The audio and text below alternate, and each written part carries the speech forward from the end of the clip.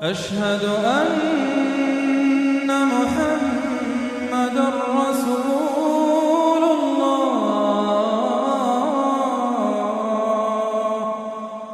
أشهد أن محمد رسول الله أعوذ بالله من الشيطان الرجيم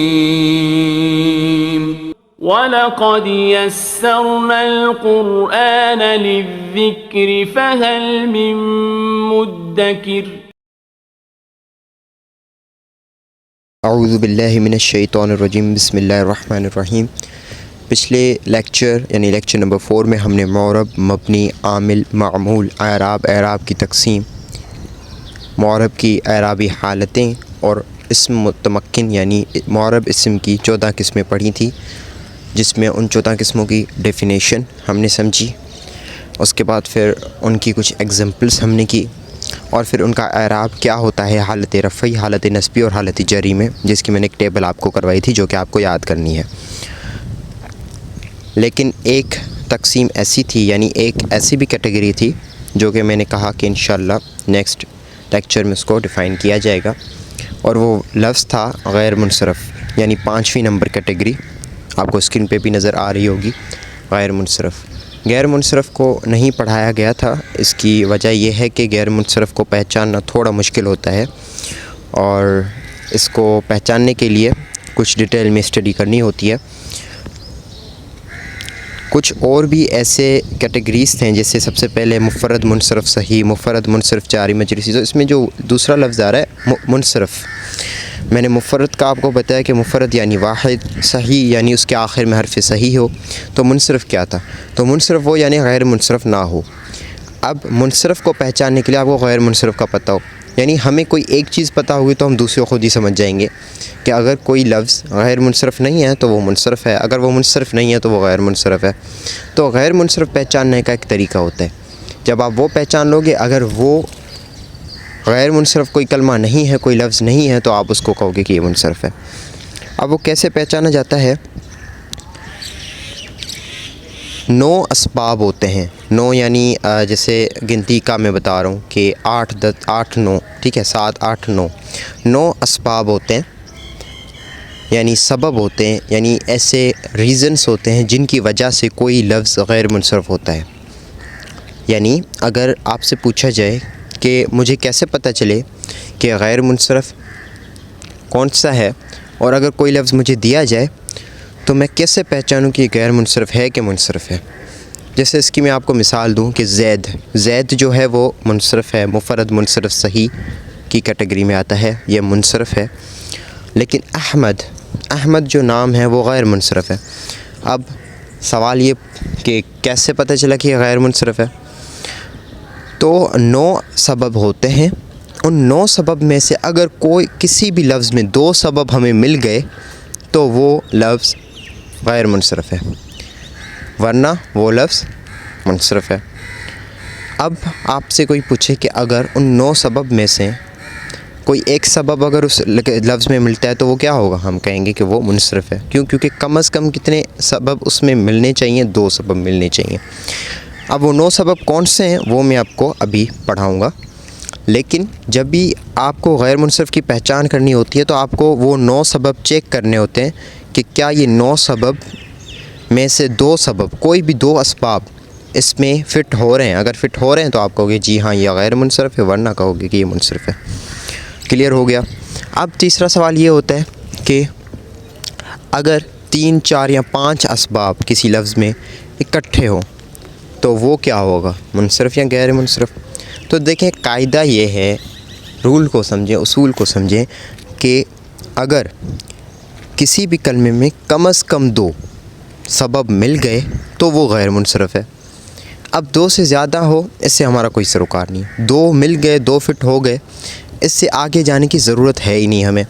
ہم بس چیک کریں گے اگر 9 سبب چیک کریں گے، اگر 9 میں سے 2 پہلے ہی 2 اگر مل جاتے ہیں تو وہ کیا ہو جائے گا، اسی کو ہم غیر منصرف کی کیٹیگری میں ڈال دیں گے۔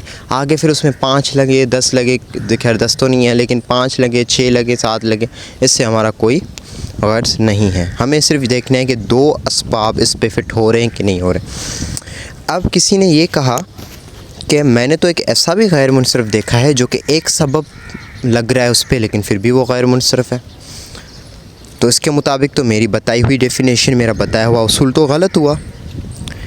اب وہ کیا ہے، وہ یہ ہے کہ ان 9 اسباب میں سے کچھ اسباب ایسے بھی ہیں، کچھ یعنی 1-2 سبب ایسے بھی ہیں جو کہ پاورفل ہے بہت زیادہ۔ اب پاورفل کا مطلب یعنی وہ اتنے طاقتور ہیں کہ وہ اگر ایک ہی آ جائے تو وہ 2 کے برابر ہوتا ہے۔ سمجھ آ رہی ہے بات؟ سوال یہ تھا کہ میں نے ایک ایسا بھی غیر منصرف دیکھا ہے، کسی نے آپ میں سے کوئی بھی ایک ایسا اٹھ کے بولے کہ استاد جی میں نے تو ایک ایسا بھی دیکھا ہے غیر منصرف جو کہ ایک سبب کی وجہ سے غیر منصرف ہے، اس میں 9 میں سے صرف ایک ہی سبب فٹ ہو رہا ہے لیکن اس کو غیر منصرف کی کیٹیگری میں رکھا گیا ہے۔ تو اس کا جواب یہ کہ ان 9 میں سے کچھ ایسے ہیں جو کہ اتنے طاقتور ہوتے ہیں، وہ ایک سبب ہی اتنا طاقتور ہوتا ہے کہ وہ 2 کے برابر ہوتا ہے، اگر وہ اکیلا ہی آ جائے تو وہ کلمے کو غیر منصرف کر دے گا۔ سمجھ آ رہی ہے بات؟ اچھا، اب وہ کون سے ہیں وہ بھی پہلے بتائے جائیں گے، تو بہتر نہیں کہ پہلے ہم وہ سیکھ لیں کہ وہ طاقتور سبب کون سے ہیں۔ جب ہمیں وہ پتہ ہوگا تو ہم پہلے ہی جا کے وہ چیک کریں گے، کیونکہ وہ ایک ہیں تو آسان ہوگا چیک کرنا۔ جب کوئی بھی ہمیں لفظ دیا جائے گا جیسے احمد، تو پہلے ہم اس کی وہ جو طاقتور ریزنز ہیں پہلے ان کو چیک کر لیتے ہیں، اگر وہ طاقتور ریزن میں ایک بھی لگ گیا تو ہم کہیں گے یہ غیر منصرف ہے ورنہ منصرف ہے۔ اگر ان میں سے کوئی نہیں لگ رہا پھر ہم بقایا جو اسباب ہیں ان میں سے ہم 2 ایٹ لیسٹ چیک کریں گے کہ کیا 2 لگ رہے ہیں۔ اگر ایک لگ رہا ہے باقی دوسرا نہیں لگ رہا تو آپ باقیوں کو بھی سب کو چیک کرو گے، یعنی اگر 9 اسباب ہیں ان میں سے پہلا آپ نے چیک کیا، پہلا اس پہ فٹ ہو رہا ہے، دوسرا فٹ نہیں ہو رہا تو اس کا مطلب یہ نہیں کہ یہ منصرف ہو گیا، نہیں، آپ نے باقی بھی چیک کرنے، ہو سکتا ہے پہلا اور 9واں دونوں ساتھ اس میں لگ رہے ہوں، پہلا اور 7واں لگ رہا ہوں، تو یہ آپ نے چیک کرنا ہے۔ اب وہ 9 سبب کون سے ہیں؟ بہت آسان ہے، لیکن اس سے پہلے میں آپ کو وہ سبب بتا دیتا ہوں جو کہ ایک ہی اتنا پاورفل سبب ہے کہ اس کے ہونے سے کلمہ غیر منصرف ہو جاتا ہے، اور وہ کون سا ہے؟ یہ دیکھیں اس پہ لکھا ہوا ہے کہ غیر منصرف کی 2 قسمیں ہیں، غیر منصرف کی پہچان، غیر منصرف کی 2 قسمیں ہیں، ایک سبب سے غیر منصرف، 2 سببوں سے غیر منصرف۔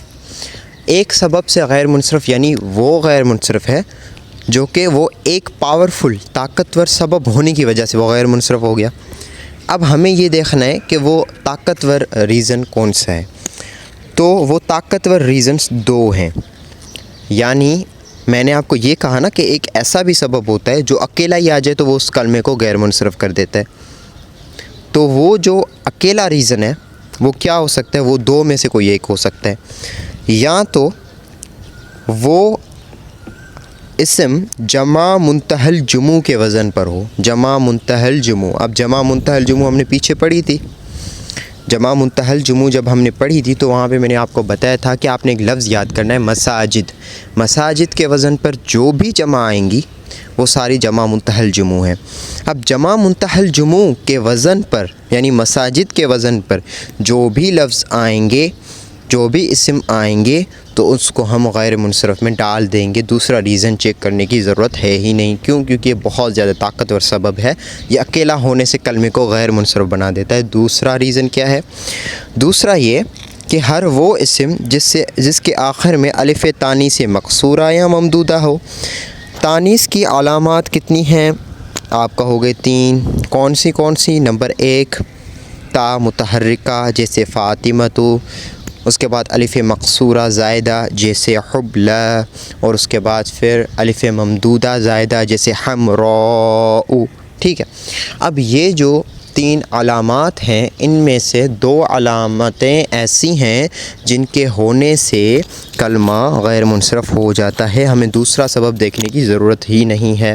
جب ان میں سے کوئی ایک علامت ہمیں مل جائے، کون سی علامت؟ علامت تانیث مقصورہ یا ممدودہ۔ اب آپ میں سے کوئی یہ سوال کر سکتا ہے کہ اگر الف مقصورہ اور ممدودہ آنے سے کوئی لفظ، سوال کو سمجھے گا، بہت زیادہ امپورٹنٹ سوال ہے، کہ اگر الف مقصورہ اور ممدودہ آنے سے کلمہ غیر منصرف ہو جاتا ہے تو ہم نے ایک الگ کیٹیگری پڑھی تھی معرب کی. معرب کی 14 قسموں میں ایک قسم تھی، اس میں مقصور منصرف.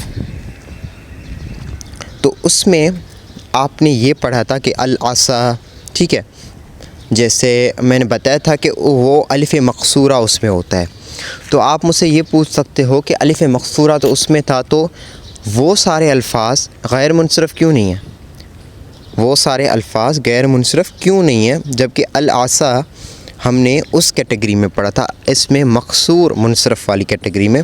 تو اس میں مقصور منصرف کیسے ہوا؟ حالانکہ آپ تو یہ بتا رہے ہیں کہ جہاں پہ اس میں مقصور آ جائے، الف مقصورہ آ جائے، تو پھر تو وہ فوراً ہی اس کو تو آنکھیں بند کر کے ہمیں غیر منصرف کی کیٹیگری میں ڈالنا ہے. تو جواب یہ ہوا کہ وہ جو مقصور ہو وہ تانیث کی مقصور ہو. تانیث یعنی مؤنث کی مقصور ہو، یعنی وہ علامت مؤنث میں سے مقصور ہو. اس کا مطلب یہ کہ اگر کوئی ایسا لفظ جو کہ مؤنث نہیں ہے، مؤنث نہیں ہے لیکن اس کے آخر میں الف مقصور آ رہا ہے، تو وہ اس میں مقصور منصرف کی کیٹیگری میں جائے گا. لیکن اگر کوئی ایسا لفظ ہے جو مؤنث ہے لیکن پھر وہ اس کے آخر میں الف مقصور آ رہی ہے، تو پھر وہ غیر منصرف میں آ جائے گی آنکھیں بند کر کے، کیونکہ یہ اتنا پاورفل ریزن ہوتا ہے مؤنث میں. اسی لیے اس میں لکھا بھی ہوا ہے سامنے اسکرین پہ ہر وہ اسم جس کے آخر میں الف تانیث مقصورہ، تانیث یعنی مؤنث کی مقصورہ ہو، مؤنث میں اگر آخر مقصورہ ہو. تو آپ سے اگر کوئی پوچھے موسیٰ جو ہے وہ کیا غیر منصرف ہے؟ تو آپ بقایا اسباب کو چیک کرو گے، نہ کہ اس سبب کے بنیاد پہ آپ بول دو کہ الف تانیث اس میں مقصورہ ہے تو یہ غیر منصرف ہے. ہم فوراً اس سبب کی بنیاد پہ موسیٰ کو نہیں کہہ سکتے کہ یہ مقصورہ ہے اور یہ جو ہے اپنا غیر منصرف کی کیٹیگری میں آتی ہے. سمجھ آ رہی ہے بات؟ کیونکہ موسیٰ کیا ہے؟ وہ تانیث نہیں ہے، وہ مادہ نہیں ہے. اچھا، اب آپ کو سمجھ آ گئی کہ اگر یہ دو وزن ہوں، ایک تو مساجد کے وزن پر اگر کوئی بھی لفظ آ گیا تو آنکھیں بند کر کے غیر منصرف، دوسرا کہ تانیث میں اگر الف مقصورہ اور الف ممدودہ والی تانیث آ جائے یعنی مؤنث آ جائے تو ہم اس کو بھی آنکھیں بند کر کے دوسرا ریزن دیکھنے کی ضرورت ہی نہیں ہے. بقایا اب جو 9 اسباب ہیں ان میں سے باقی جو ان میں سے علاوہ کچھ آ جائے تو پھر ہمیں وہاں پہ چیک کرنا ہوتا ہے کہ کیا یہ اس 2 سبب پہ فٹ ہو رہا ہے کہ نہیں ہو رہا. ٹھیک ہے. اچھا، اب وہ 9 اسباب کون سے ہیں وہ میں آپ کو اسکرین پہ دکھا دیتا ہوں، اور پھر ان کی آپ کو بس ڈیفینیشن پتہ ہو تو آپ خود ہی اس کو چیک کرو گے. سب سے پہلا ہے عدل، یہ لکھا ہوا ہے منع صرف کے 9 اسباب. ان اسباب کو کہتے ہیں اسباب منع صرف کے 9 اسباب.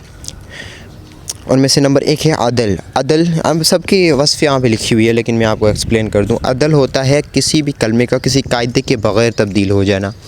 اب آپ کہو کہ ایک تو ہمیں قاعدے ہی یاد نہیں ہوتے، قاعدے کے بغیر چیزیں کیسے یاد ہوگی؟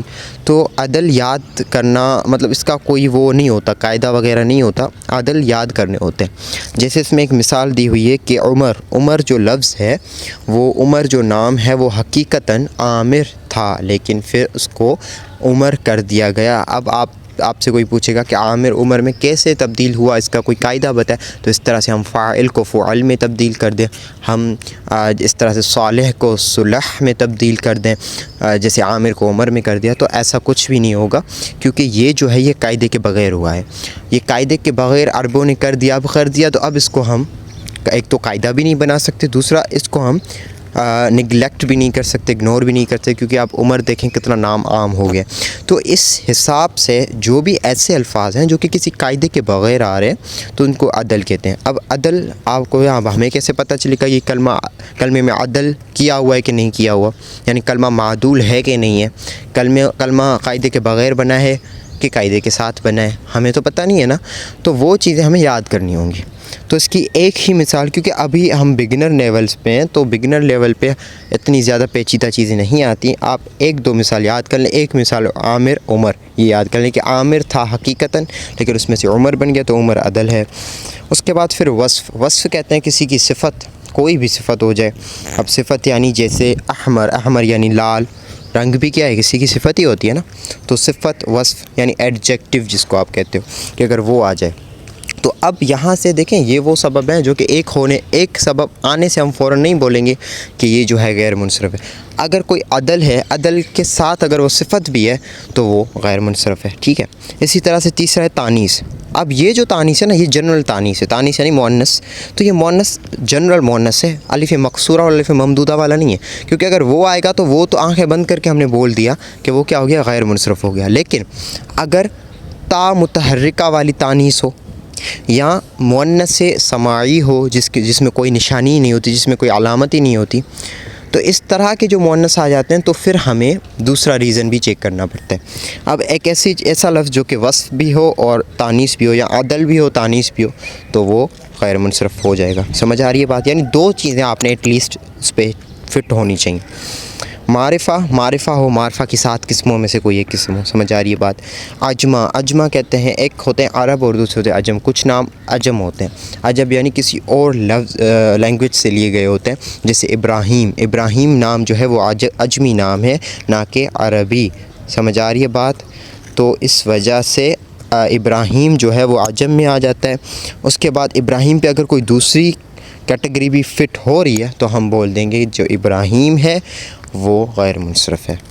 اس کے بعد نمبر 6 ہے جمع. اب جمع کوئی بھی ہو، جمع چاہے مکسر ہو چاہے جمع سالم ہو، سالم کی مذکر اور مؤنث میں سے کوئی بھی ہو سکتی ہے، مکسر قلت کثرت میں سے کوئی بھی ہو سکتی ہے. لیکن صرف ایک سبب نہ ہو، اس کے ساتھ دوسری سبب بھی اس میں ایڈ ہو کہ جمع. کیونکہ آپ کہو گے کہ ہم نے معرب کی بقایا قسموں میں جمع کی تو الگ الگ قسمیں تھی. جمع مذکر سالم کی تھی، جمع مؤنث سالم کی تھی، جمع مکسر منصرف صحیح تھی.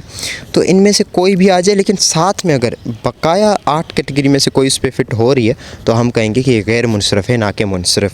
تو وہ اس کیٹیگری میں ڈالا جائے گا اور اس کا اعراب بھی اس کیٹیگری جیسا لگے گا. غیر منصرف کا اعراب کیا ہوتا ہے؟ آئی ہوپ آپ نے یاد کیا ہوگا. تو اس کا اعراب آپ تھوڑا ذہن میں یاد کریں پھر میں آپ کو بتاتا ہوں. غیر منصرف کا اعراب ہوتا ہے حالت رفعی میں ضمہ لفظی کے ساتھ، حالت نصبی و جری میں فتحہ لفظی کے ساتھ. ٹھیک ہے. تو اس طرح سے آپ نے یہ سب کے اعراب یاد کرنے ہیں. ترکیب کہتے ہیں کسی لفظ کا مرکب ہونا. یہ 7واں میں سبب بتا رہا ہوں. ترکیب یعنی کسی لفظ کا مرکب ہونا. مرکب یعنی مفرد نہ ہونا، یعنی کوئی ایسا لفظ جیسے مرکب کا بھی میں نے شروع میں ذکر کیا تھا پہلے لیکچر میں. اس میں نے یہ بتایا تھا کہ جیسے کپ بورڈ، ٹھیک ہے، جیسے کی بورڈ، اب کی الگ ورڈ ہے بورڈ الگ ہے، ہارس شو. یہ تو اس طرح کے جو الفاظ انگلش میں ہم بولتے ہیں یہ کمپاؤنڈ ورڈز ہوتے ہیں اور انہی کو عربی میں اگر اس طرح کے لفظ آ جائیں تو وہ مرکب ہوتے ہیں. جیسے بعلبک ایک سٹی کا نام ہے اور اس سٹی کا جو نام ہے وہ 2 لفظوں سے جوڑ کر بنایا گیا ہے. بعلہ دوسرا ہے بک. تو اس طرح سے بہت سارے ایسے کمپاؤنڈ ورڈز ہوتے ہیں. یعنی ترکیب اگر آ جائے، مرکب آ جائے تو وہ بھی غیر منصرف ہو سکتا ہے اگر اس کے ساتھ کوئی اور 8 اسباب میں سے کوئی ایک موجود ہو تو. وزن فعل یعنی فعل کے وزن پہ کوئی آ جائے. وزن فعل یعنی فعل کے وزن پہ کسی کا آنا. اب فعل کے وزن پہ آنے کا مطلب یہ ہے کہ جو بھی ہم فعل علم الصرف میں پڑھیں گے ان کے وزن پہ جو بھی لفظ آ جاتے ہیں تو اس کے ساتھ اگر دوسری چیز اس پہ فٹ ہو رہی ہے تو پھر وہ اپنا کہلائیں گے غیر منصرف. اس کی مثال ہے احمد. اب احمد کیا ہے؟ احمد جو ہے وہ افعلو کے وزن پر آ رہا ہے. افعلو فاعل ہوتا ہے. افعلو مطلب میں کرتا ہوں. افعلو ایک فعل ہے جس کی میننگ ہے کہ میں کرتا ہوں. تو اس طرح سے احمد افعلو وزن فعل پہ آ رہا ہے. اب ظاہر ہے کیونکہ یہ پاورفل ریزن نہیں ہے، اس کے ساتھ ہمیں دوسرا ریزن بھی چیک کرنا ہے. تو آپ چوتھی نمبر ریزن اسکرین پر پڑھیں، وہ ہے معرفہ. اور معرفہ کی 7 قسموں میں سے ایک تھی علم، آپ کو یاد ہوگی، جس میں تھا کسی مخصوص شخص کا نام. اور احمد علم ہے جی ہاں علم ہے، تو یعنی احمد معرفہ بھی ہے، بالکل معرفہ ہے، کیونکہ اگر وہ علم ہے یعنی معرفہ کی 7 قسموں میں سے ایک قسم ہے تو وہ معرفہ ہے۔ تو جب احمد معرفہ ہے، نکرہ نہیں ہے، معرفہ ہے، اور ساتھ ساتھ وزن فاعل پہ بھی آ رہا ہے، 2 سبب جڑنے کی وجہ سے احمد غیر منصرف ہو گیا۔ وہی بات ابراہیم کے ساتھ بھی ہوتی ہے۔ ابراہیم اعجمی ہے، اور اعجمی ہونے کے ساتھ ساتھ وہ کیونکہ علم بھی ہے تو اس وجہ سے وہ غیر منصرف ہو گیا۔ کلیئر ہو رہی ہے باتیں؟ ٹھیک ہے، معرفہ کا یہاں پہ مراد علم ہی ہونا ہے، بقایا ویسے بھی مبنی ہے، جیسے ضمیر، کیونکہ معرفہ کی 7 قسموں میں سے نا بقایا قسمیں کیا تھی؟ ضمیر، اسم اشارہ، اسم موصول، یہ سارے مبنی میں آ جاتے ہیں، یہ معرب ہے ہی نہیں۔ تو غیر منصرف تو معرب کی تقسیم میں آتے ہیں نا، غیر منصرف کیا ہے؟ معرب اسم متمکن، یعنی معرب اسم کی قسم ہے غیر منصرف۔ تو معرفہ کا یہاں پہ مراد علم ہی لیا گیا ہے، تو آپ معرفہ لکھو یا علم لکھو ڈائریکٹ، تو کوئی اس کا مسئلہ نہیں ہے۔ اچھا، اس کے بعد 9ویں نمبر جو کیٹیگری ہے، آخری جو سبب ہے وہ ہے الف و نون زائدتین، یعنی کسی بھی لفظ کے آخر میں زائد یعنی کسی کا ایکسٹرا آنا، تو جس بھی لفظ کے آخر میں الف و نون ایکسٹرا آ جائے تو اس میں بھی آپ نے یہ تھوڑا ذہن نشین کر لینی ہے یہ بات کہ وہ غیر منصرف ہو سکتا ہے، پھر دوسری قسم آپ نے کوئی بھی دوسرا سبب وہاں پہ چیک کرنا ہے۔ کلیئر ہو رہی ہیں باتیں؟ اب ہم انہی سب کے بیسس پہ تدریب کو حل کر لیتے ہیں۔ تدریب میں سے کچھ آپ کو حل کرواتا ہوں، کچھ آپ نے خود کرنے ہیں، غیر منصرف اور منصرف کی تمرین۔ چلیں پھر اب غیر منصرف اور منصرف کی تمرین کرتے ہیں۔ سوال ہے مندرجہ ذیل مفردات میں منصرف اور غیر منصرف کی پہچان کریں، نیز غیر منصرف ہونے کی صورت میں اسباب مناصرف کی وضاحت بھی کریں۔ صرف یہ نہیں بتانا کہ غیر منصرف ہے، ایسے تو ہمارا گیس بھی لگ جائے گا، دکا بھی لگ جائے گا، لیکن کرنا کیا ہے؟ ہمیں وضاحت کرنی ہے اسباب کی، کہ کن اسباب کی بنیاد پہ آپ نے کہا کہ یہ غیر منصرف ہے۔ جب غیر منصرف ہے تو وضاحت کرنی ہے، منصرف ہے تو وضاحت کرنے کی ضرورت نہیں ہے۔ اللہ، اب اللہ پہ آپ نے سارے 9 اسباب چیک کرنے ہیں، اگر ان میں سے 9 میں سے 2 سبب اگر فٹ ہو رہے ہیں تو وہ غیر منصرف ہوگا، تو اللہ جو ہے وہ منصرف ہے۔ تو اگر غیر منصرف نہیں ہے تو پھر بقایا جو 13 کیٹیگریز ہیں، یہ آپ کو میں ایڈیشنل کہہ رہا ہوں کہ ایسے کریں گے تو آپ کی پریکٹس اچھی ہو جائے گی۔ تو بقایا جو 13 کیٹیگریز ہیں معرب اسم کی، ان میں سے دیکھ لیں کہ کیا ہے، تو اس سے آپ کی بقایا 13 کی بھی پریکٹس اچھی ہو جائے گی ایک ہی مشق میں۔ تو اللہ جو ہے وہ مفرد منصرف صحیح ہے، کیونکہ یہ مفرد واحد ہے، منصرف ہے کیونکہ غیر منصرف نہیں ہے، کیونکہ غیر منصرف ہم نے دیکھ لیا کہ نہیں ہے، اس کیونکہ 9 سبب میں سے 2 سبب نہیں لگے۔ اب دیکھیں، مجھے دیکھنے سے پتہ چل گیا، پریکٹس، جتنی پریکٹس آپ کریں گے تو آپ دیکھ کے بھی اندازہ لگا لیں گے، اندازہ نہیں بلکہ کنفرم بتا سکتے ہیں کہ یہ غیر منصرف ہے کہ نہیں، کیونکہ آپ 9 سبب آپ کے ذہن میں اتنی پریکٹس کرنے کے بعد آ جائیں گے کہ آپ جملے کو کوئی بھی الفاظ دیکھنے سے آپ فوراً ان الفاظ کا پتہ لگا لو گے۔ 9 سبب آپ ودن سیکنڈس، کچھ چند سیکنڈس میں آپ بتا دو گے کہ اس پہ 9 سبب میں سے کون سے لگ رہے ہیں، کون سے نہیں لگ رہے ہیں۔ اچھا، محمد یہ بھی منصرف ہے، مفرد منصرف صحیح کی کیٹیگری میں آتا ہے۔ اسلام بھی مفرد منصرف صحیح کی کیٹیگری میں آتا ہے۔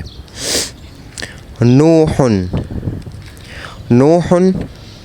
علم تو ہے، معرفہ تو ہے، جیسے محمد ہے، اللہ ہے، لیکن یہ کیونکہ اس پہ دوسرا کوئی بھی ریزن نہیں لگ رہا، معرفہ والی کیٹیگری اس پہ لگ رہی ہے، بقایا کسی بھی ریزن سے کوئی ریزن اس پہ فٹ نہیں ہو رہا، تو اس لیے ہم یہ کہیں گے کہ یہ کیا ہے؟ منصرف ہے، مفرد منصرف صحیح کی کیٹیگری میں آتا ہے۔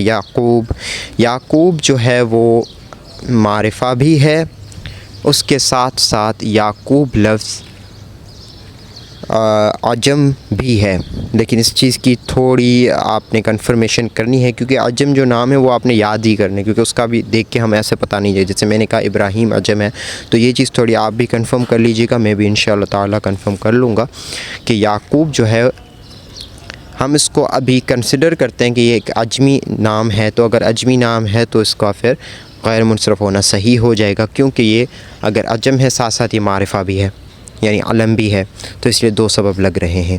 الکعبۃ، کعبہ غیر منصرف نہیں ہے، کیونکہ اس میں بقایا جو بھی کیٹیگریز ہیں ان میں سے 2 کیٹیگریز نہیں لگ رہی۔ اس کے بعد فاطمہ غیر منصرف ہے، سبب بتائیں، سوچیں۔ سبب یہ ہے کہ فاطمہ تانیث ہے یعنی مؤنث ہے، نمبر 2 کہ فاطمہ معرفہ یعنی علم ہے، تو معرفہ بھی ہے تانیث بھی ہے، ان 2 اسباب کی وجہ سے اس کو غیر منصرف قرار دیا گیا ہے۔ عمر میں عدل ہے یعنی معدول ہے یعنی کسی قاعدے کے بغیر عامر سے عمر بنا، ایک تو یہ سبب، دوسرا سبب یہ کہ معرفہ ہے، نام ہے کسی مخصوص شخص کا، اس وجہ سے یہ غیر منصرف ہے۔ اس طرح سے آپ جب پریکٹس اچھی کرو گے تو آپ کو دیکھنے سے ہی پتہ چل جائے گا کہ یہ غیر منصرف ہے کہ منصرف ہے۔ تو امید کرتا ہوں کہ آپ کو منصرف اور غیر منصرف کی اچھی سی پہچان ہو گئی ہوگی۔ اس کے بعد والی تمرین بھی آپ ضرور حل کریے گا، اور وہ ہے اسم معرب کی تمرین۔ اس میں آپ پہلے ہم نے جو لاسٹ لیکچر میں اسم معرب کی تمرین جو بھی حل کی تھی، ان میں یہ تھا کہ 3 4 کیٹیگریز کے سوالات آ رہے تھے۔ اب اس میں معرب کی جو 14 کیٹیگریز ہیں ساری کی ساری، مفرد منصرف صحیح سے لے کر آخری جمع مذکر سالم مضاف بایائے متکلم تک، اس میں غیر منصرف بھی انکلوڈیڈ ہے۔ اب جب آپ یہ تمرین، اس میں بہت زیادہ بڑی تمرین ہے، جب آپ یہ تمرین کر لیتے ہو تو مطلب آپ اتنے قابل ہو گئے ہو کہ آپ اس اسم معرب کی جو 14 قسم ہے وہ آپ کو پکی یاد ہوگی ہے، انکلوڈنگ غیر منصرف۔ غیر منصرف کی بھی آپ کی پریکٹس ہو جائے گی۔ تو یہ جب آپ کر لو گے تو انشاءاللہ ختم ہو جائے گا۔ اس کے بعد پھر جو ہے وہ ابھی ہم نے نہیں کیا، تو یہاں تک آپ کے اسم معرب کی 14 قسمیں کمپلیٹ ہو جاتی ہیں۔ اب ایک نیو ٹاپک شروع ہو رہا ہے، تو اس وجہ سے ابھی آپ نے جتنا پڑھا ہے اس کو فی الحال آپ پریکٹس کر لیں۔ اب جو ٹاپک اسٹارٹ ہونے والا ہے وہ ٹاپک، اب یہ 25 منٹ کی ویڈیو چھوڑ کے یہاں پہ میں وہ دوسرا ٹاپک تو نیو ویڈیو میں تو میں نہیں کر سکتا، اسی لیکچر میں ہم دوسرا ٹاپک اسٹارٹ کرنے جا رہے ہیں۔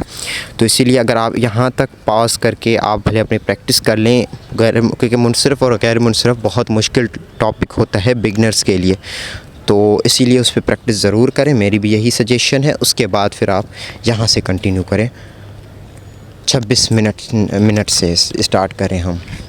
تو اب جو نیکسٹ ٹاپک ہے، جو سوالات ہیں، اب کیا یعنی آگے کا ٹاپک ہے وہ یہ ہے کہ ہم نے ابھی تک کیا کیا پڑھا ہے، تھوڑا سارے کو میں تھوڑا 4 منٹ میں بتا کے پھر ہمیں نیکسٹ ٹاپک پہ آتا ہوں۔ ہم نے ابھی تک یہ پڑھا تعلیم النحو میں، کیونکہ تعلیم الصرف تو ہم نے اسٹارٹ نہیں کی۔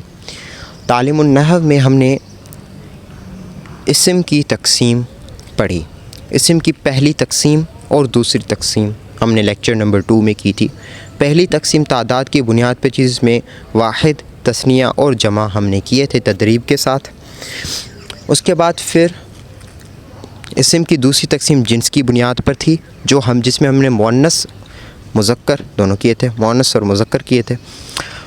اور پھر اسم کی تیسری تقسیم نکرہ اور معرفہ، اس پہ ایک پورا لیکچر تھا، جس میں ساتھ ساتھ الطریقۃ الاسریہ کی جو کتاب ہے اس میں سے کچھ مخصوص 15 اسباق میں نے آپ کو تھورولی کروائے تھے، لیکن وہ انشاءاللہ آگے ہم ڈیٹیل میں کریں گے جب نحو ہماری ختم ہو جائے گی، کیونکہ پھر ہم اس پہ نحو اپلائی کر کے اس کو پڑھیں گے۔ اس کے بعد پھر ہم نے اسم کی چوتھی تقسیم یعنی معرب اور مبنی ہونے کے لحاظ سے اسم کو پڑھا، تو مبنی کو ابھی ہم ڈسکس نہیں کر رہے ہیں، ٹھیک ہے، کیونکہ ابھی ہم نے معرب اسٹارٹ کیا ہے۔ پھر معرب کا بھی وہ اسم، کیونکہ میں نے بتایا تھا کہ معرب اسم بھی ہوتا ہے تو معرب فعل بھی ہوتا ہے، مبنی تینوں میں ہوتے ہیں، اسم فعل حرف تینوں مبنی بھی ہوتے ہیں، لیکن معرب اسم اور فعل ہوتے ہیں، حرف سارے کے سارے مبنی ہوتے ہیں۔ تو اس میں اسم معرب یعنی اسم متمکن جس کو کہا جاتا ہے، اس کی 14 قسمیں ہم نے ابھی کر لیں۔ جو معرب ہوتا ہے اس کی میں نے آپ کو بتائی تھی کہ اس کی اعرابی حالتیں ہوتی ہیں، یا تو وہ حالت رفعی میں ہوتا ہے، یا تو حالت نصبی میں، یا تو حالت جری میں، یا تو حالت جزمی میں۔ سمجھ آ رہی ہے بات؟ اب ان میں سے میں نے بتایا تھا کہ اسم میں 3 حالات، اسی طرح فعل میں بھی 3 حالات ہوتی ہیں، لیکن وہ الگ الگ ہیں۔ اسم کی حالات کیا ہوتی ہیں؟ رفعی، نصبی اور جری، اور جو فعل ہوتا ہے اس کی حالات کیا ہوتی ہیں؟ رفعی، نصبی اور جزمی۔ فرق یہ ہے۔ ہم اسم پہ ڈسکس کریں تو اسم کی جو 14 قسمیں تھیں ان کا ہم نے سب کا اعراب کر لیا ہے کہ اگر مفرد منصرف صحیح ہوگا تو اس میں کیا اعراب آئے گا، حالت رفعی میں کیا آئے گا، نصبی میں کیا آئے گا، جری میں. اسی طرح سے ہم نے جمع مکسر منصرف صحیح اگر آ جائے، اسماء ستہ آ جائے، غیر منصرف آ جائے، کوئی بھی آ جائے، آپ نے وہ ٹیبل یاد کر لی ہوگی تو آپ کو پتہ ہوگا کہ ہاں اس کا اعراب یہاں پہ کیا کیا ہو. اب یہ ہم اپلائی کیسے کریں گے، کیسے مطلب اس کو جو ہم نے اتنا پڑھا ہے یہ کرنا کیا ہے، اس کا کرنا یہ ہے کہ مثال کوئی بھی ایسا لفظ لکھا ہوا ہے، لیکن ہونا کیا چاہیے اسم، کیونکہ ابھی ہم اسم پہ ڈسکس کر، ایسا اسم لکھا ہوا ہے جو کسی حالت میں ہے تو آپ اس کی حالت خود ڈٹرمائن کر کے بتاؤ، ڈھونڈ کے بتاؤ، پہچان کے بتاؤ کہ اسم ابھی کس حالت میں، حالت رفعی میں ہے، حالت نصبی میں ہے، حالت جری میں. دیکھیں میں نے آپ کو بتایا کہ ہم نے 2 پہلو کرنے، ایک یہ کہ حالت رفعی نصبی جری میں اسم میں تبدیلیاں کیا آئے گی تو وہ ہم نے کر لیا کہ اگر مفرد منصرف صحیح ہوگا تو حالت نصبی میں جب ہوگا تو فتحہ لفظی کے ساتھ ہوگا، یہ تبدیلی آ گئی اس میں. جب حالت جری میں ہوگا تو کسرہ لفظی میں ہوگا. سمجھ آ رہی ہے بات، یہ ہم نے کیے تھے نا. جیسے ہم نے اسماء ستہ کا اگر آپ سے کوئی پوچھے کیا تبدیلی آئے گی تو آپ کہو کہ جب اسماء ستہ اس کا جو اعراب ہے وہ اس طرح کا ہے کہ جب حالت رفعی میں آتا ہے تو وہ واو لفظی کے ساتھ آ جاتا ہے. اب لفظی میں کیوں بولوں، کیونکہ کن کن کا تقدیری بھی ہے، چھپا ہوا بھی ہے، اس لیے میں لفظی یہاں پہ ضرور بول رہا ہوں، بولنا ضروری ہے. واو لفظی کے ساتھ آئے گا. جب ہم اس کو حالت نصبی میں لے کے جاتے ہیں تو الف لفظی کے ساتھ آتا ہے، اور جب ہم اس کو حالت جری میں لے کے جاتے ہیں تو یا لفظی کے ساتھ آتا ہے. تو دیکھیں یہ چیزیں آپ نے یاد کر لی. اب جب ہم کہیں پہ بھی عربی عبارت پڑھیں گے تو وہاں پہ اسم ان 3 حالات میں سے ضرور کسی حالت میں ہوگا. ایسا ہو ہی نہیں سکتا کہ کوئی چوتھی حالت اسم اڈاپٹ کر لے، ایسا ہوگا ہی نہیں. اسم ان 3 حالات میں سے کوئی ایک حالت میں ہوگا. تو جب ان 3 حالات میں سے کسی ایک حالت میں ہوگا تو ہمیں پتہ ہونا چاہیے کہ کیا ہے، مفرد منصرف صحیح ہے، مطلب ہم اس کی حالت کو ڈٹرمائن کر لیں. اب اس کی میں ایک مثال دیتا ہوں. ہم کوئی یہاں سے کوئی بھی ایک آیت اٹھا لیتے ہیں تاکہ آپ کو تھوڑا سا یہ انٹرسٹ ڈیولپ ہو جائے، تاکہ ہم قرآن پاک کو ابھی انشاءاللہ تعالی اسٹارٹ کریں گے. اچھا، اس میں کچھ مخصوص آیات لکھی ہوئی ہیں، جیسے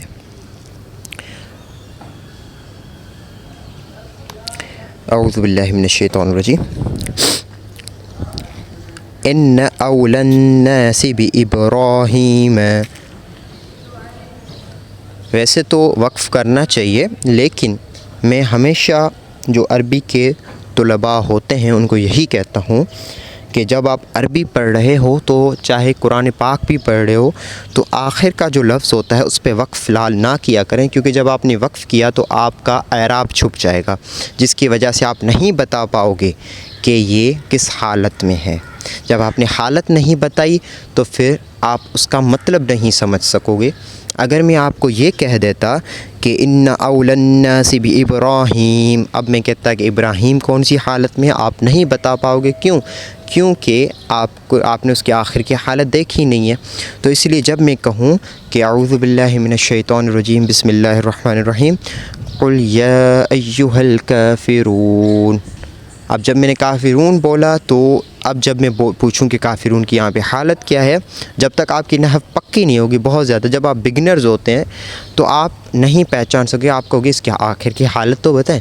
تو میں پڑھوں گا قل یا ایھا الکافرون، ٹھیک ہے. اسی طرح سے ایک آیت یہ بھی آتی ہے وَلِسَانًا وَشَفَتَيْن، وَلِسَانًا وَشَفَتَيْنِ، حقیقت میں ہے وَشَفَتَيْنِ، یہاں پہ نون پہ کسرہ آ رہی ہے. وجہ یہ کہ شفتین تثنیہ کے وزن پر ہے تو تثنیہ میں آخر میں کیا آتی ہے، کسرہ. اچھا دیکھیں اس کے فوائد کیا ہیں. ہم علم النحو پڑھ رہے ہیں تو ہم اعراب کے بغیر قرآن پاک کو سمجھ سکتے ہیں، پڑھ سکتے ہیں. ہمیں پتہ ہوگا کہ یہاں پہ اگر وقف ہے تو یہاں پہ اعراب کیا آنی چاہیے. اگر کوئی اعراب کے بغیر ہمیں دے دے گا ہم سمجھ جائیں گے کہ ہاں یہاں پہ زبر آئے گی، زیر آئے گی کہ پیش آئے گی. کوئی بھی عربی عبارت آپ اعراب کے بغیر پڑھنے کے قابل انشاءاللہ تعالی ہو جاؤ گے. ان اول الناس بابراہیم، اب بابراہیم، ابراہیم کون سی حالت میں ہے آپ سے یہ پوچھا جائے گا. اب اس پہ زبر ہے یعنی فتحہ ہے ابراہیم کے آخر میں، تو آپ میں سے کسی نے بول دیا، ایک مثال کے طور پہ آپ میں سے ایک شخص نے یہ بولا کہ یہ تو حالت نسبی میں ہے، کیونکہ حالت نسبی کس کے ساتھ شو ہوتی ہے؟ حالت نسبی شو ہوتی ہے اپنی فتحہ لفظی کے ساتھ۔ مفرد منصرف صحیح کا اعراب آپ ایک بار پھر سے دہرائیں، مفرد منصرف صحیح کا اعراب پھر سے دہرائیں تو وہ یہ ہے کہ حالت رفعی میں ضمہ لفظی کے ساتھ، حالت نسبی میں فتحہ لفظی کے ساتھ، حالت جری میں کسرہ لفظی کے ساتھ۔ تو فتحہ لفظی کس میں آ رہی ہے؟ حالت نسبی میں۔ تو آپ میں سے ایک نے یہ دلیل بتا کر کہ ہاں جس طرح سے مفرد منصرف صحیح کا اعراب حالت نسبی میں فتحہ لفظی کے ساتھ ہوتا ہے، تو یہاں پہ بھی فتحہ آ رہی ہے اور وہ لفظی ہے کیونکہ شو ہو رہی ہے، ہمیں نظر آ رہی ہے، تو اس وجہ سے یہ حالت نسبی میں ہے۔ لیکن دوسرے جناب اٹھے اور انہوں نے کہا کہ نہیں جی یہ حالت جری میں ہے۔ اب حالت جری میں ہے تو اس کی بھی دلیل بتائیں، تو انہوں نے یہ بتایا کہ آپ ابراہیم کو دیکھ رہے ہو اور آپ جو اعراب پڑھ رہے ہو وہ تو مفرد منصرف صحیح کا پڑھ رہے ہو، حالانکہ ابراہیم کیا ہے؟ ابراہیم غیر منصرف ہے۔ دو وجوہات بتائیں۔ پھر میں نے پوچھا کہ کس وجوہات کی بنیاد پہ آپ نے اس کو غیر منصرف ٹھہرایا، تو آپ کہو گے کہ دو وجوہات ہیں۔ نمبر ایک تو یہ عجم ہے یعنی اجمی نام ہے، نمبر دو کہ یہ معرفہ یعنی علم ہے، کسی شخص کا نام ہے، اس وجہ سے یہ غیر منصرف ہے۔ میں نے کہا ٹھیک ہے غیر منصرف ہے، تو غیر منصرف کا اعراب بتایا۔ تو تیسرے شخص اٹھے اور انہوں نے کہا کہ غیر منصرف کا اعراب حالت رفعی میں ضمہ لفظی کے ساتھ اور حالت نسبی و جری میں فتحہ لفظی کے ساتھ ہوتا ہے۔ تو اب اس سے ہمیں یہ معلوم ہوا کہ ابراہیم جب لکھا ہوا ہو تو اس کا مطلب ہے کہ اس پہ دو کنڈیشنز ہو سکتی ہیں، یا تو یہ حالت نسبی میں ہے یا تو یہ حالت جری میں ہے، کیونکہ حالت نسبی اور جری دونوں میں فتحہ لفظی آتی ہے جب غیر منصرف کلمہ ہوتا ہے۔ تو کلیئر ہو رہے؟ کچھ دیکھیں باتیں بہت زیادہ مشکل ہوں گی آپ کے لیے ابھی، اسی لیے میں کہہ رہا ہوں کہ پچھلے لیکچرز کی اچھی پریکٹس کریں۔ پریکٹس کے صرف لیکچر سنتے نہ جائیں، کیونکہ کچھ طلباء کی عادت ہوتی ہے کہ وہ صرف سنتے ہی رہتے ہیں، ایک لیکچر پھر کہتے ہیں آخر میں کٹھی پریکٹس کر لیں گے، لیکن ایسا ممکن نہیں ہے، کیونکہ یہ جو میں لیکچرز پڑھا رہا ہوں ان میں چیزیں زیادہ ڈیٹیلڈ ہیں، اور پریکٹس کے بغیر جب تک آپ ایک پارٹ کی پریکٹس نہیں کرو گے دوسرا پارٹ آپ کو سمجھ نہیں آئے گا۔ سمجھ آ رہی ہے بات؟ تو اس لیے بہتر یہی ہے کہ آپ کے اگر پریکٹس نہیں ہے تو آپ پہلے اپنی پریکٹس کو بہت زیادہ اچھا بنا لیں، پریکٹس کے بعد پھر آپ جب پڑھو گے تو آپ کو باتیں سمجھ آئیں گی۔ ابھی ہم کیا کر رہے ہیں؟ ہم نے جتنی نحو پڑھی ہم ساری نحو کو ابھی اپلائی کر رہے ہیں، آیات پر اپلائی کر رہے ہیں۔ اب ہمیں یہ پتہ چلا کہ بھئی ابراہیم، اب آپ میں سے کوئی چوتھے جناب اٹھ پڑے اور انہوں نے کہا کہ ابراہیم پہ آخر میں فتحہ لفظی آ رہا ہے، مانا کہ یہ غیر منصرف ہے، اور یہ فتحہ لفظی غیر منصرف میں دو حالات میں آتی ہے، حالت نسبی میں بھی حالت جری میں بھی۔ تو اب ہمیں کیسے پتہ چلے گا کہ حالت نسبی ہے کہ جری؟ اس کا جواب میں پچھلے لیکچر میں دے چکا ہوں کہ وہ ہمیں جملے سے پتہ چلے گا، اس کے عامل سے پتہ چلے گا۔ عامل، اب عامل کیا تھا؟ عامل کی ڈیفینیشن آپ میں سے کوئی دہرائے پھر میں بتاتا ہوں آپ کو۔ ہاں، تو عامل وہ ہوتا ہے جو کسی لفظ کے اعراب میں تبدیلی کا سبب بنتا ہے، یعنی عامل وہ ہے، جیسے ہم نے مثال پڑھی تھی تعلیم النحو کی کتاب میں کہ جاء زید رأیت زیدن، اب رأیت آنے سے زیدن آ گیا، جاء آنے سے زیدن آ گیا، تو جاء عامل ہوا زید کا اور زید ہوا معمول، کیونکہ معمول میں تبدیلی آتی ہے، عامل تبدیلی کرواتا ہے۔ سمجھ آ رہی ہے بات؟ تو وہ عامل سے پتہ چلے گا، اگر وہ عامل جو ہے وہ عامل اگر حالت نسبی کروانے کے اسباب میں سے ہے تو پھر ہم کہیں گے کہ وہ حالت نسبی میں، ورنہ حالت جری میں، ٹھیک ہے؟ تو وہ بعد کی بات ہے جو کہ ہم انشاءاللہ اب اس کے بعد ڈسکس کریں گے، لیکن ابھی ہم نحو کو اپلائی کر رہے ہیں کس چیز پہ؟ آیات پہ۔ اچھا، سورہ صف کی ایک آیت ہے جس کا چھوٹا سا جز لیا گیا ہے، اسمہ احمد، آپ کو اسکرین پہ نظر آ رہا ہوگا، میں زوم کر دیتا ہوں، اسمہ احمد۔ یہ وہ واقعہ ہے جب حضرت عیسیٰ بتا رہے تھے کہ میرے بعد ایک نبی آئیں گے جس کا نام احمد ہوگا، ٹھیک ہے؟ اسمہ احمد، اب احمد، اسمہ احمد، احمد جو ہے وہ کیا ہے؟ غیر منصرف ہے۔ دیکھیں یہ جو 14 قسمیں پڑھی ہم نے اس لیے پڑھی کہ ہمیں پتہ ہو کہ کیا ہے پھر ہی ہم اس کی حالت بتا سکیں. اب آپ سے یہ پوچھا جائے گا ڈائریکٹ کہ بتائیں کہ یہاں پہ احمد جو ہے وہ کون سی حالت میں ہے, تو آپ کہو گے حالت رفعی میں ہے. وجہ اس لیے کہ یہ غیر منصرف ہے, اور غیر منصرف جب ضمہ لفظی کے ساتھ آتا ہے تو حالت رفعی میں آتا ہے. حالت رفعی میں غیر منصرف کا اعراب بتائیں, حالت رفعی میں ضمہ لفظی کے ساتھ. یہاں پہ ہم خاموش ہو جائیں گے اور ہم نے سبب بتا دی کہ احمد کیوں حالت. اب آپ سے دوسری سبب یہ پوچھا جائے گا کہ یہ غیر منصرف کیوں ہے, تو آپ کہو گے یہ ایک تو وزن فاعل پہ آ رہا ہے, افعالو کے وزن پر آ رہا ہے. دوسری یہ بات کہ یہ کسی شخص کا نام ہے یعنی معرفہ ہے, اس وجہ سے دو سبب مل رہے ہیں, دو سبب ملنے کی وجہ سے یہ غیر منصرف ہے. اسی طرح سے ہم ایک اور مثال لے لیتے ہیں جو کہ ہاں یہ تھوڑی سی کام کی مثال مل گئی ہمیں. وَمَرْيَمَ ابْنَتَ عِمْرَانَ. اچھا یہ میں نے جو مشق اٹھائی ہے یہ میں نے اٹھائی ہی ہے اپنی غیر منصرف کی, اس وجہ سے زیادہ غیر منصرف آ رہے ہیں. تو جب ہم کوئی اور مشق میں سے بھی کچھ لے لیتے ہیں یہ کرنے کے بعد.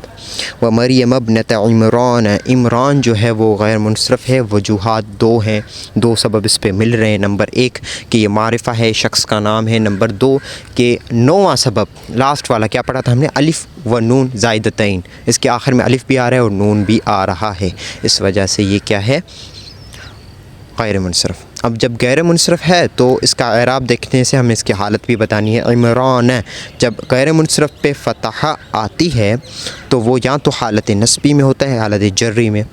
پھر کوئی صاحب اٹھ پڑے کہ کیسے, تو میں نے ان کو یہ بتایا کہ غیر منصرف کا اعراب بتائیں, تو انہوں نے کہا کہ حالت رفعی میں ضمہ لفظی کے ساتھ, حالت نصبی و جری میں فتحہ لفظی کے ساتھ. تو میں نے کہا ہاں یہی سبب ہے کہ حالت نصبی اور جری میں فتحہ لفظی کے ساتھ ہوتا ہے, اور یہاں پہ فتحہ لفظی آ رہی ہے یعنی زبر لفظوں میں شو آ رہی ہے, تو اس وجہ سے ہم یہ کہیں گے کہ یہ یا تو حالت نصبی میں ہے یا تو حالت جری میں ہے. ابھی آپ اتنا بتاؤ گے, جب ہم نیکسٹ لیکچرز کر لیں گے پھر آپ ایگزیکٹلی حالت بتاؤ گے کہ یہ حالت نصبی میں ہے کہ یہ جری میں ہے. سمجھ آ رہی ہے بات؟ تو اس طرح سے ہمیں چیزیں نا ٹائملی اسٹیپ بائی اسٹیپ کرنی ہوتی ہیں. انشاءاللہ آہستہ آہستہ آپ یہ چیزیں سیکھو گے. اچھا اب ہم اس میں سے کر لیتے ہیں, اس کی نہیں ہے, خیر کوئی اور تمرین دیکھ لیتے ہیں جس میں آیات ہوں, جیسے چلیں اس میں دیکھ لیتے ہیں.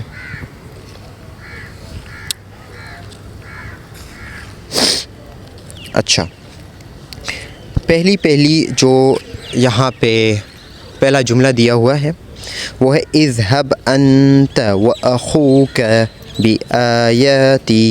اذهب انت واخوك, اب یہاں پہ اسم ہے اخوک. اخوک جو ہے وہ اخ میں سے لیا گیا ہے جو کہ اسماء ستہ میں سے آتا ہے. اب جب اسماء ستہ میں سے آتا ہے تو ہم نے مطلب کہ معرب کی 14 قسموں میں سے قسم کو ڈٹرمائن کر دیا کہ قسم کون سی ہے. اب آپ بتاؤ کہ اس کی حالت کون سی ہے. کہ اخو, اب اخ کے ساتھ واو آ رہا ہے تو اسماء ستہ ہے, تو اسماء ستہ کا پہلے اعراب ریوائز کریں. تو اعراب کیا تھا اسماء ستہ کا؟ حالت رفعی میں واو لفظی کے ساتھ, حالت نصبی میں الف لفظی کے ساتھ, حالت جری میں یا لفظی کے ساتھ. تو یہاں پہ واو لفظی آ رہا ہے, نظر آ رہا ہے, جی بالکل واو ہے, لفظی ہے, نظر آ رہا ہے. تو یہ ہے حالت رفعی. تو ہم کہیں گے کہ یہ اخو کا حالت رفعی میں ہے. ٹھیک ہے, سمجھ آ رہی ہے بات؟ دیکھیں اس طرح سے ہم نحو کو اپلائی کر رہے ہیں. اب کوئی صاحب اٹھ پڑے اور انہوں نے کہا کہ بھائی صاحب آپ ہمیں یہ بتا تو رہے ہیں کہ یہ کون سی حالت میں ہے. ٹھیک ہے, حالت تو ہمیں پتہ چل گئی. اس طرح سے ہم نے نحو اپلائی کی, ہم نے 14 قسموں میں سے قسم بھی پہچان لی اتنی محنت کر کے. اس کے بعد پھر ہم نے اس کی آپ کو حالت بھی بتا دی کہ یہ کون سی حالت میں ہے. اب آپ ہمیں یہ تو بتائیں کہ یہ حالات پتہ چلنے کا فائدہ کیا ہے, ہم کیوں یہ حالات پڑھ رہے ہیں. تو میں نے آپ کو شروع میں بتایا تھا کہ ہم دو پہلو کریں گے. ایک تو ان حالت رفعی نصبی اور جری میں تبدیلیاں کیا آتی ہیں, تو تبدیلیاں تو ہم نے پڑھ دیں کہ اگر اسماء ستہ ہوگا تو فلاں فلاں تبدیلیاں آئیں گی, اگر غیر منصرف ہوگا تو فلاں فلاں تبدیلیاں آئیں گی حالت رفعی نصبی اور جری میں. یہ اس طرح سے شو ہوں گے. دوسرا میں نے بتایا تھا کہ دوسرا پہلو یہ ہوگا کہ ہمیں یہ پڑھنا ہے کہ حالت رفعی نصبی جری کا مطلب آخر ہے کیا. مطلب ہم نے تو ابھی بس یہ بتایا حالت 1, حالت 2, حالت 3, ABC. اب آپ یہ تو بتاؤ کہ ABC یعنی حالت رفعی, حالت رفعی کا مطلب کیا ہے. اگر میں نے کہہ دیا کہ اخو کا حالت رفعی میں ہے, اس کا فائدہ ہمیں کیا حاصل ہوا. سمجھ آ رہی ہے بات؟ سوال سمجھ آ رہا ہے کہ اس کا فائدہ ہمیں کیا ہوا اور اس کا مطلب کیا ہے حالت رفعی میں ہونے کا. حالت نسبی میں ہونے کا فائدہ کیا ہے، اس کا مطلب کیا ہے، اور حالت جری میں ہونے کا مطلب کیا ہے۔ تو اب ہمارا جو ٹاپک ہوگا نا وہ اس چیز پہ ہوگا، اب جو نیکسٹ لیکچر ہوگا وہ بھی اسی چیز پہ ہوگا کہ ہمیں یہ دیکھنا ہے کہ اگر کوئی لفظ حالت رفعی میں ہے تو اس کے کیا ہم معنی نکال سکتے ہیں، اس میں سے ہم کنکلیوژن کیا نکالیں گے، رزلٹ ہمیں کیا ملا۔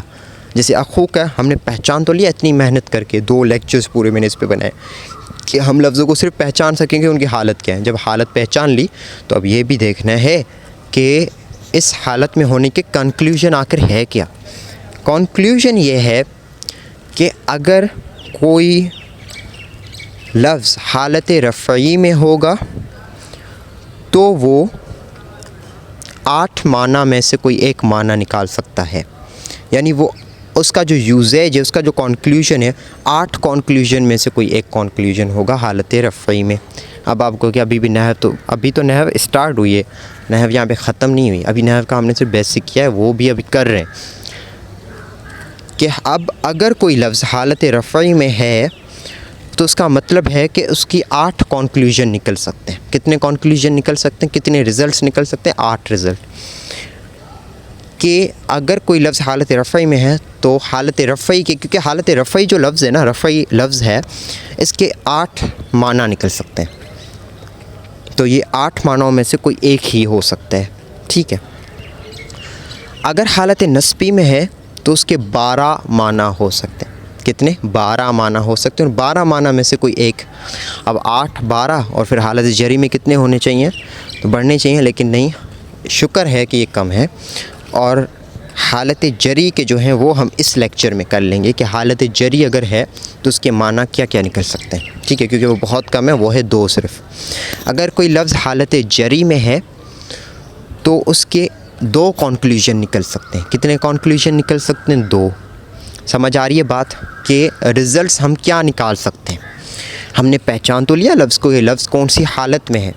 جب حالت پہچان لی تو اب دوسرا سوال یہ کہ اگر یہ حالت رفعی میں کوئی لفظ ہے، اب اس کو میں اور آسان کروں، حالت رفعی میں جو لفظ ہوتا ہے اس کو کہتے ہیں مرفوع۔ کیا کہتے ہیں؟ مرفوع۔ مفعول کے وزن پر آپ ہر چیز کو لے آؤ گے، کون سے وزن پر؟ مفعول کے وزن پر۔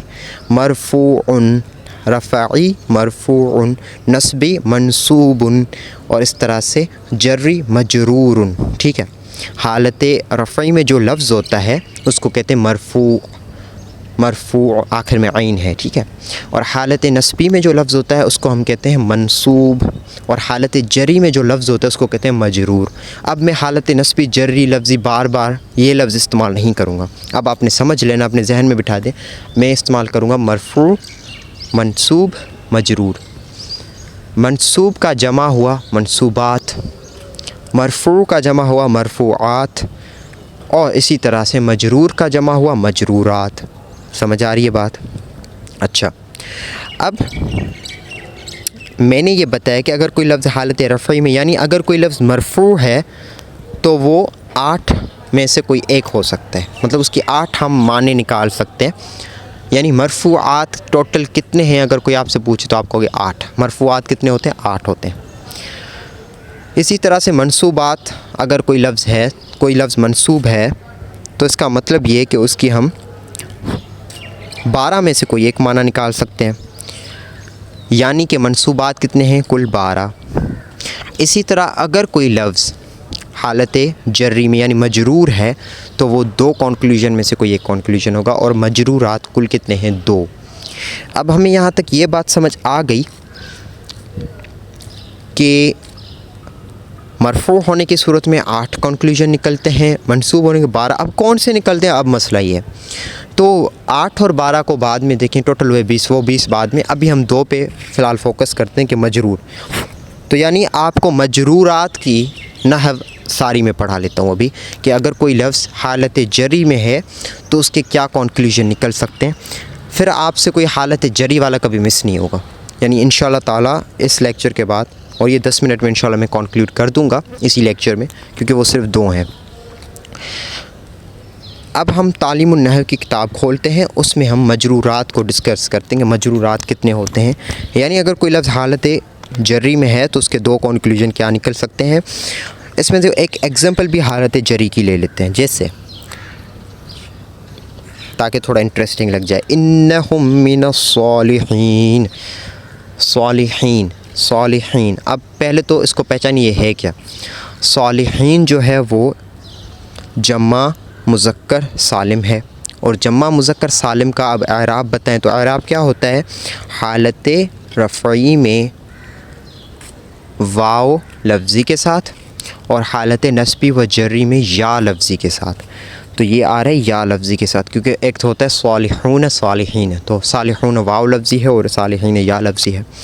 تو یا لفظی کے ساتھ آ رہا ہے, تو اس کا مطلب ہے کہ یہاں پہ بولنے والا یہ بولے گا کہ الصالحین یا تو حالت نصبی میں ہے یا تو حالت جری میں ہے. اب دیکھیں ابھی بھی کنفیوژن ہے نا, تو اس کنفیوژن کو دور کرنے کے لیے آپ نے مجرورات کرتے ہیں. سپوز کرتے ہیں کہ یہ حالت جری میں, اور یہ واقعی حالت جری میں ہی ہے, تو یہ میں آپ کو بتا رہا ہوں کیوں, کیونکہ مجھے اس چیز کا علم ہے, آپ کو انشاءاللہ تعالیٰ بھی ہو جائے گا. یہ حالت جری میں ہی ہے, ٹھیک ہے, حالت نصبی میں نہیں ہے. اب حالت اگر جری میں ہے تو آپ مجھ سے یہ پوچھو گے تو اس کا کیا کنکلوژن نکلا. کنکلوژن ہے کہ یہ ان دو میں سے کوئی ایک چیز ہے, اس وجہ سے یہ حالت جری میں ہے. سمجھ آ رہی ہے بات؟ تو وہ دو چیزیں کون سی ہیں, چلے اب وہ کر لیتے ہیں. جب آپ یہ تعلیم النحو کی کتاب کھولو گے تو اس میں فوراً غیر منصرف کے بعد مبنی کا بیان آ جاتا ہے, مبنی شروع ہو جاتا ہے. لیکن ہم نے مبنی ابھی نہیں کرنے, کیونکہ ہم نے مورب کو بھی پورا سمجھنا ہے کہ اس کے پھر کنکلوژن کیا نکلے. ان کنکلوژنس کو کرنے کے بعد ہم اس چیز پہ واپس آ جائیں گے. تو وہ تھوڑے آگے ہیں, لیکن میں اس کو اپنی ترتیب کے حساب سے آپ کو سمجھانے کی کوشش کر رہا ہوں, کیونکہ جب ہم اس چیز کو وہیں پہ چھوڑ دیں گے نا, پھر آپ کے ذہن میں ایک سوالات گھومتے رہیں گے کہ ہم نے اتنی پھر محنت کیوں کی, الفاظ کو پہچانا کیوں, ان کے حالات کو کیوں پہچانا. تو اسی لیے وہ میں آپ کو ابھی کروا لوں گا. اچھا, اب یہ ہے یہاں پہ مجرورات کا بیان. اگر کوئی لفظ مجرور ہے یعنی حالت جری میں ہے, تو وہ دو وجوہات کی وجہ سے حالت جری میں کوئی بھی لفظ لایا جاتا ہے. یعنی اگر میں لکھ رہا ہوں عربی اور مجھے صالح بہت سارے صالح یعنی نیکوکار مرد ہیں, ان کا میں نے ذکر کرنا ہے, تو میں ان کا ذکر صالحون سے کروں یا صالحین سے کروں جب میں جملہ لکھ رہا ہوں. اور جب صالحین لکھوں تو حالت نسبی کو اپنے ذہن میں رکھوں کہ حالت جری کو رکھوں. کہاں کیا وجوہات ہیں, وہ دو وجوہات ہیں, دو کنکلوژنس ہیں جو ہمیں بتاتے کہ ہاں یہ حالت جری اس بنا پر حالت جری ہے. سمجھ آ رہی ہے؟ نمبر 1, مجرور با حرف, حرف ہونے کی وجہ سے مجرور. اچھا, اس کی معنی یہ نہیں کہ وہ خود حرف ہو گیا, اس کا عامل کوئی حرف ہے, کیونکہ ہم ابھی تو اسم پڑھ رہے ہیں نا, تو اسم کیسے حرف ہوگا, یہ تو امپاسبل ہے. مجرور با حرف یعنی حرف کے ساتھ والا مجرور, ٹھیک ہے, یعنی حرف عامل ہے اس کا. اب وہ حرف کون سا ہے؟ کچھ ایسے حرف ہوتے ہیں, اب حرف کی بھی ڈیٹیل ڈسکشن ہے جو کہ ہم نے ابھی نہیں کی, وہ بھی ہم نحو کے جو لاسٹ ٹاپکس ہیں بالکل اینڈ, تو تب ہم حرف کو ڈیٹیل میں ڈسکس کریں گے.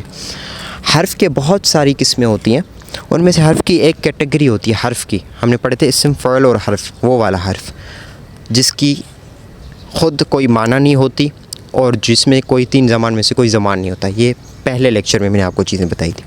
تو وہ جو حرف ہے اس حرف کی ایک تقسیم ہے حرف جارہ یا حرف جر.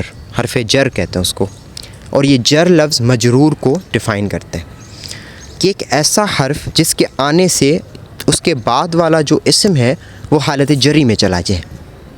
کلیئر ہو رہی ہیں باتیں؟ یعنی ایک ایسا حرف ہے جس کے آنے کے بعد اس کے بعد والا, کیونکہ یہ عامل ہوتا ہے, یہ کام کرتا ہے کس پہ, کسی معمول پہ, اور اس معمول کو وہ تبدیل کر دیتا ہے حالت جری میں. تو اگر کوئی حرف جر میں سے کوئی بھی, حرف جر کی پوری فیملی ہے جس میں 17 رکن ہیں. کتنے رکن ہیں؟ 17 رکن. اب وہ 17 رکن آپ نے یاد کرنے. جب آپ کو وہ 17 رکن یاد ہو جائیں گے تو ان 17 حرف جارہ میں سے کوئی بھی اگر آ جائے تو وہ آگے والے اسم کو کیا کر دیتا ہے, حالت جری میں بھیج دیتا ہے. اور یہی وجہ ہے کہ من الصالحین میں صالحین حالت جری میں اس وجہ سے ہے کیونکہ اس میں جو من ہے, من حرف جر میں سے آتا ہے. من ایک حرف ہے کہ فرام, من کی معنی انگلش میں ہے فرام. من الصالحین, صالحین میں سے, بے شک وہ صالحین میں سے ہے. Certainly they are from those who do good deeds. ٹھیک ہے, اس طرح سے اس کی میننگ ہم نکالتے ہیں. تو من جو ہے وہ حرف ہے, اس کی وجہ حرف جارہ ہے, اس کی وجہ سے صالحین حالت جری میں آ گیا. ایک تو یہ کنکلوژن نکلا, تو یہاں پہ یہ کنکلوژن نکل گیا. دوسرا ریزن کیا ہو سکتا ہے کہ جس کی وجہ سے ہم مجرور لاتے ہیں, یعنی حالت جری میں کسی لفظ کو لے کے آتے ہیں, تو وہ ہے مضاف الیہ ہونا. مضاف الیہ, دوسرا ریزن کیا بتا رہے ہیں؟ مضاف. اچھا, آپ سے کوئی پوچھ سکتا ہے کہ وہ مجرور بحرف ہوتا ہے جو, اور اس میں 17 حروف کون سے ہیں؟ تو 17 حروف آپ کو کیا یاد کرنے پڑیں گے؟ جی ہاں, بالکل یاد کرنے پڑیں گے, لیکن جب آپ کی پریکٹس ہوتی ہے تو آپ کو خود ہی یاد ہو جاتے ہیں, تو مشکل نہیں ہوتے. اور وہ کون سے ہیں؟ تو وہ 17 جو حرف جارہ ہیں وہ ہے باؤ, تاؤ, کاف و لام و واو. 3 تو یہ حرف ہیں سمپل, با, تا, کاف, لام, واو. منز, مز, خلا, رب, حاشا, من, عدا, فی, ان, علا, حتی, الا. یہ 17 حرف جارہ ہیں جو کہ آپ کو یاد کرنے ہیں. یہ کسی بھی لفظ کے پہلے آ جائے تو اگلا لفظ آپ نے لازماً کس حالت میں لے کے جانا ہے؟ حالت جری میں, ورنہ آپ اس جملے کو غلط ٹھہرا دو گے. سمجھ آ رہی ہے بات؟ ایک تو یہ کہ اگر مجرور ہے تو وہ اس وجہ سے مجرور ہم لاتے ہیں. نمبر 2, مضاف الیہ ہونا. اب مضاف الیہ کیا ہوتا ہے؟ مضاف لفظ میں نے پہلے بھی ڈسکس کیا, اضافت. ہم نے پڑھا تھا معرفہ کی تقسیم میں, معرفہ با اضافت. ایک ایسا معرفہ جو کسی کی ملکیت میں, جیسے کتاب اللہ, عبداللہ, کتاب بکر, بکر کی کتاب. تو اس طرح سے یہ جو تھے نا وہ اضافت تھی, کسی کی ملکیت تھی. جیسے میں کہوں کتاب اللہ. اب جہاں بھی مضاف ہوتا ہے, کسی کی ملکیت بتائی جاتی ہے نا, تو جو ملکیت ہوتی ہے, جو چیز جس چیز کی مالکی کی جاتی ہے, وہ چیز جو ہوتی ہے وہ ہوتی ہے مضاف, اور جو اس کا مالک ہوتا ہے وہ ہوتا ہے مضاف الیہ. وہ کیا ہوتا ہے؟ مضاف الیہ. مضاف الیہ یعنی جس کی طرف وہ مضاف ہو, یعنی کہ اس چیز کا مالک. جیسے کتاب اللہ میں کتاب مضاف ہے اور اللہ مالک ہے. اسی طرح عبداللہ میں عبد جو ہے وہ مضاف ہے, اور وہ عبداللہ میں اللہ جو ہے وہ مضاف الیہ ہے. وہ کیا ہے؟ مضاف الیہ. اسی طرح سے میں کہوں میری کتاب کتابی, تو کتابی میں کتاب جو ہے وہ مضاف ہے, اور یا جو ہے وہ مضاف الیہ ہے. ٹھیک ہے, تو اس طرح سے اگر کوئی بھی اسم مضاف الیہ آ جاتا ہے تو وہ حالت جری میں لایا جائے گا لازماً. مضاف الیہ یعنی مالک, مالک کا نام. ٹھیک ہے, جیسے کتاب اللہ. اب کتاب اللہ کے آخر میں ہا پہ کیا ہے؟ اگر کوئی آپ سے پوچھے کہ کتاب اللہ کے آخر میں ہا پہ کیا آئے گا, زبر آئے گی, زیر آئے گی کہ پیش آئے گی, تو آپ کہو گے کہ یہاں پہ زیر آئے گی. کیوں؟ کیونکہ اللہ مفرد منصرف صحیح ہے, اور یہاں پہ کتاب اللہ کا جو آپ نے لفظ بولا ہے اس میں اللہ جو ہے وہ کیا ہے؟ مضاف الیہ ہے. مضاف الیہ ہے کیونکہ اس کی ملکیت ہے. اللہ تعالیٰ مالک یہاں پہ شو ہو رہے ہیں, کتاب کے مالک, کہ اللہ تعالیٰ کی کتاب. تو جب یہاں پہ مضاف الیہ ہے تو مضاف الیہ حالت جری میں ہمیشہ آتا ہے.